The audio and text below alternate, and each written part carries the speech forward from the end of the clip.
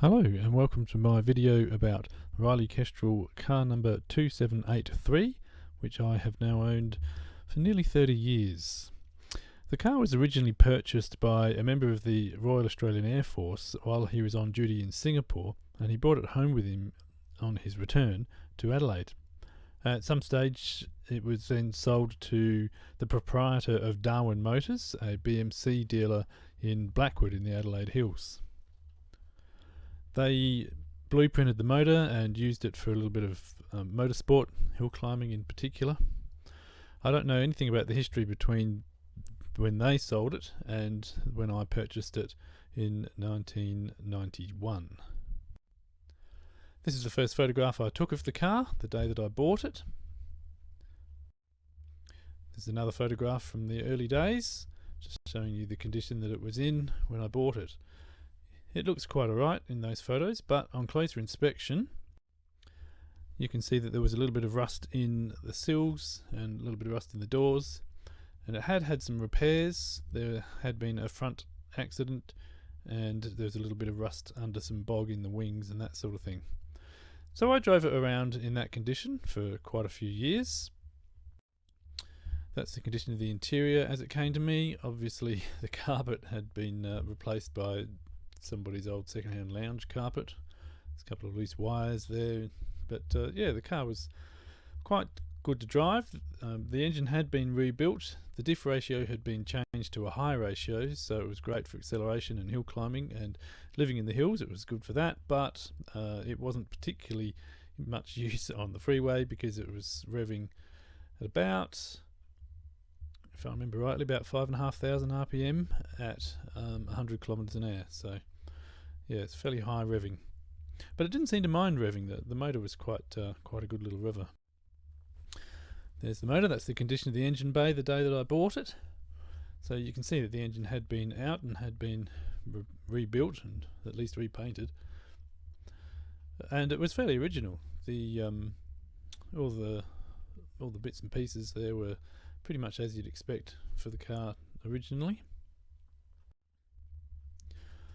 Another photo of the early days when I drove it around a lot.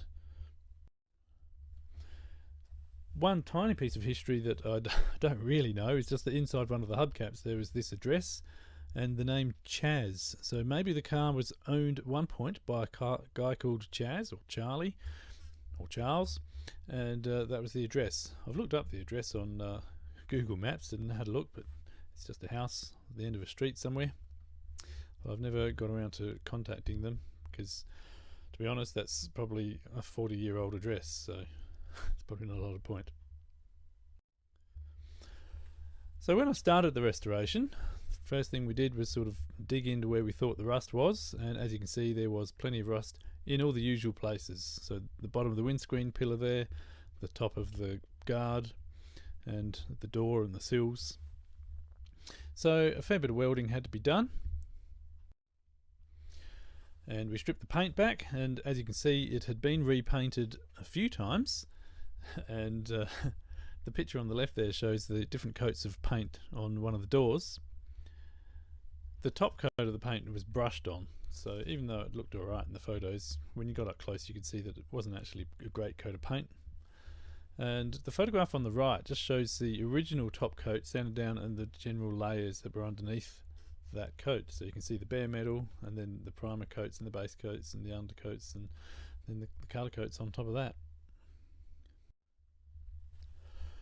So that's the condition the car got to. My brother was helping me do the welding. I couldn't weld at that point, so I didn't know how to. So he would come up on the weekends and do the welding. But unfortunately he passed away suddenly without warning, and that's the situation the car was left in when he died. And it stayed in that state for a couple of years actually, because I really didn't know what to do. I had to teach myself to weld before I could move ahead. So a few years later I finally got around to learning how to weld and doing the work, and there the car is.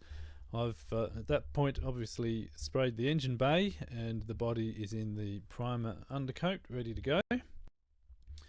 Just a rear view of the body to show you just how far I'd got in terms of stripping it and repairing the rust and getting it ready for the top coat. And there's the first colour coat. So we tried to match the original colours by matching the faded or aged colours.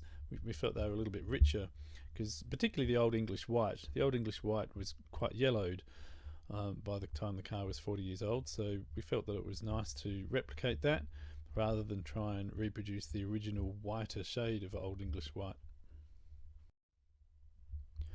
I didn't rebuild the engine. It had obviously been rebuilt fairly recently when I bought it, and I really liked the way that it drove, so I just cleaned the engine up and gave it a re-spray with some engine enamel in the appropriate shade of green.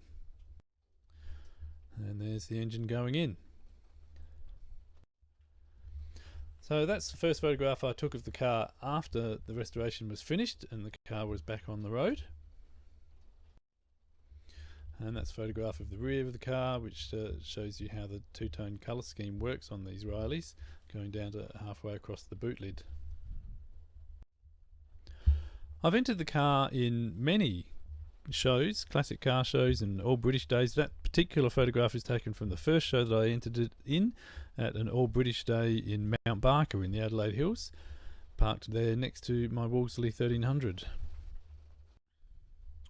And that's another All British Day many years later, parked next to my MG 1100 and a friend's Morris 1100. Again, an All British Day, but this time at the Yachunga Oval in the Adelaide Hills.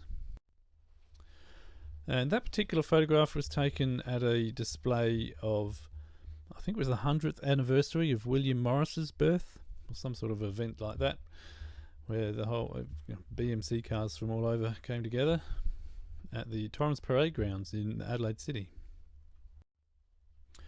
So the car's been in the family longer than the family's existed. My wife was, let me think. She was my fiancée at the time we bought the car, but we ended up taking the Wolseley on our honeymoon. So anyway, the Riley and the MG there in the photograph were used in both of my children's weddings. There it is in my daughter's wedding. And I've also collected over the years various paraphernalia for Riley Kestrels, including sales brochures and driver's handbooks, and of course I've got the British Motor Industry Heritage Trust certificate for this car. So thank you very much for watching. I hope you enjoyed. If you've got any questions, just leave them in the comments below.